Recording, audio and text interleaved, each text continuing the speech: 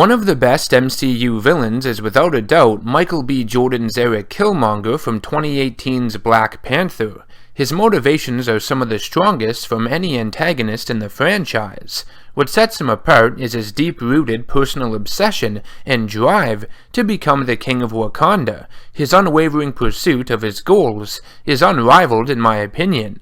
In the film, Killmonger is an American-born Wakandan named Erik Stevens. His father was Prince N'Jobu, brother of the current Black Panther's deceased father, T'Chaka. Unbeknownst to Erik, his father had been smuggling vibranium weapons out of Wakanda with the help of Ulysses Klaue to give power to African Americans so they could rise up against their oppressors. This smuggling resulted in the deaths of countless Wakandans. The King of Wakanda, T'Chaka, learned of N'Jobu's treachery and confronted him in his apartment, with his advisor Zuri by his side. N'Jobu would attempt to kill Zuri, and T'Chaka was forced to take the life of his own brother.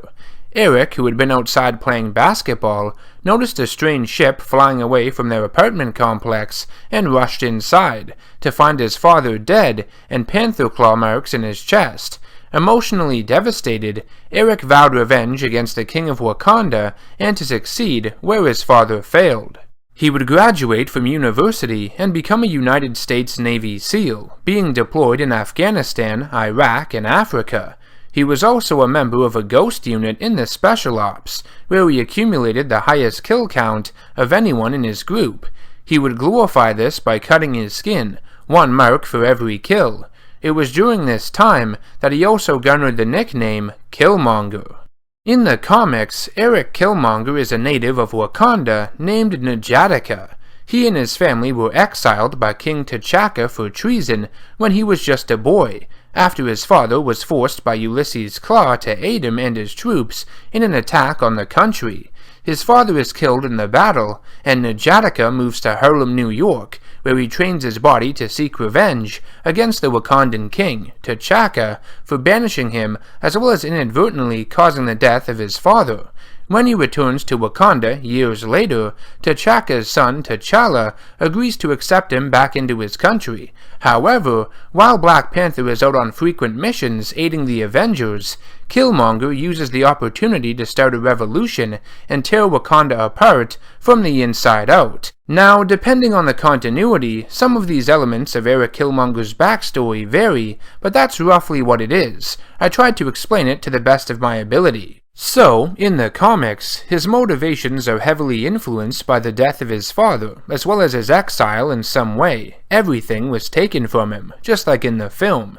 In Black Panther, Erik learns everything he can about the country of Wakanda and vows to find it. He works with Ulysses Klaue to steal a vibranium weapon from a museum in the hopes of luring out Wakandans that seek to protect it. He eventually double-crosses Klaue and murders him, gaining entry into Wakanda with his corpse, seeing as Klaue was a wanted man there for past atrocities. Killmonger had eliminated Wakanda's greatest enemy. Shortly after his arrival, Killmonger reveals his true identity with his father's royal ring, and his intentions to challenge King T'Challa for the throne and reclaim his birthright.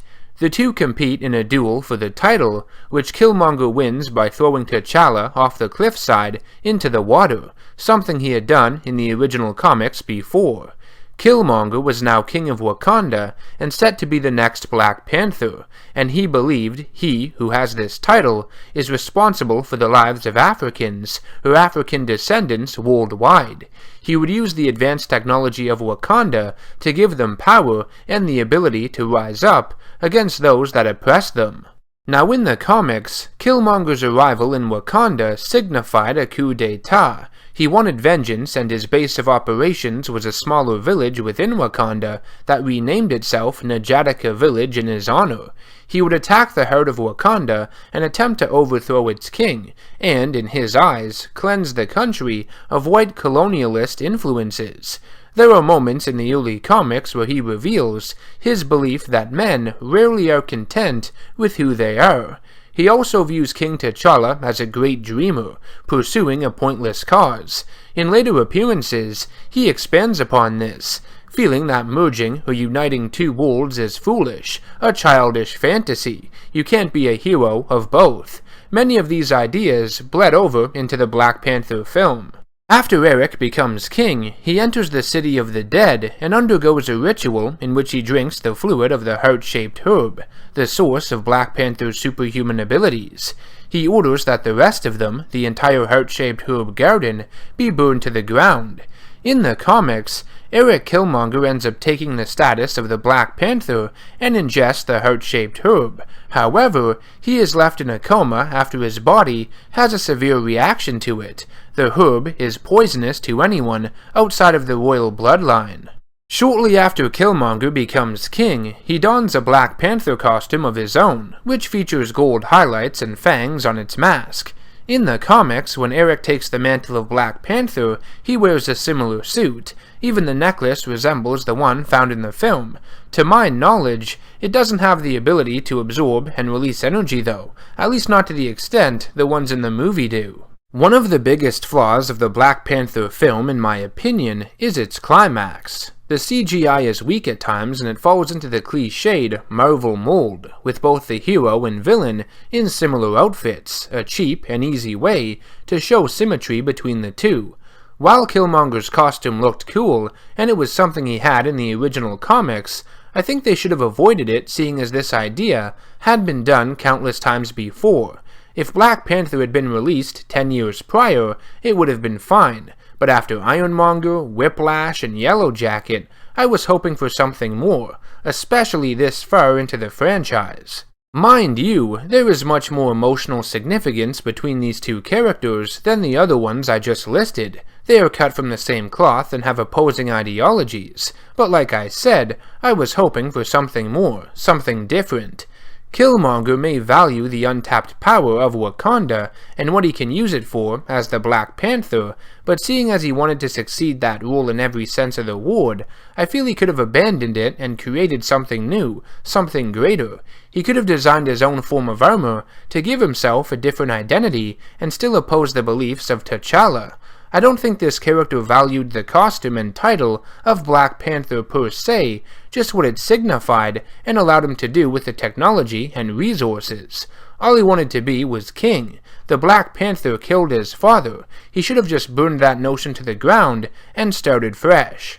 I will say I enjoyed some of the other costumes he wore in the film that embraced some of his other looks he had in the comics, and his chest armor may or may not have been influenced by Vegeta from Dragon Ball Z, because Michael B. Jordan is a fan of the character and series, supposedly.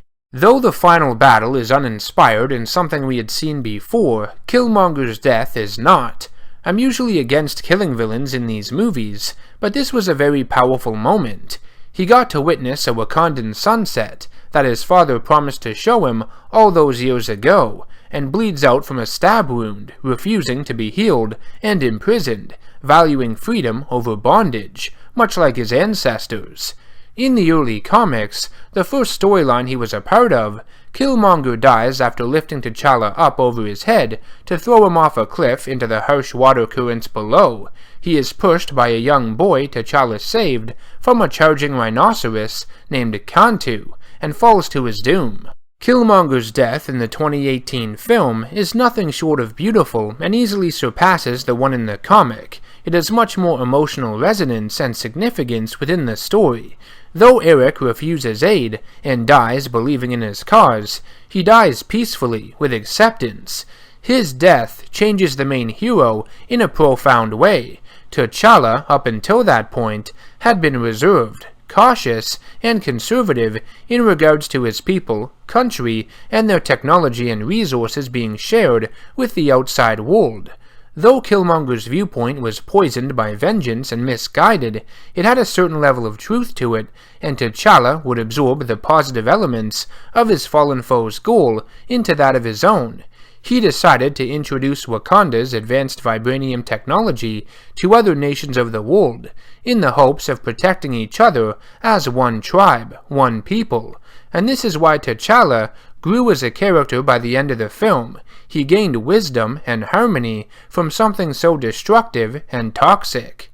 Despite its flaws, you could pick it apart like every movie and nitpick. Black Panther is one of the best MCU films, not just because of its cultural impact and significance, but due to its strong themes and message. Its villain is racially charged, and yes, the movie does discuss race relations to an extent, which to some can be a sensitive and touchy subject, but it does it in such a clever and respectful way that no real damage is caused by it. If anything, you learn from it, become a better person in the end. What do you guys think of Michael B. Jordan's Erik Killmonger? Let me know in the comment section down below. If you enjoyed the video, make sure to hit that subscribe button down below and share it to anyone you know who loves superheroes and comic books. I will see you in the next one. Take care.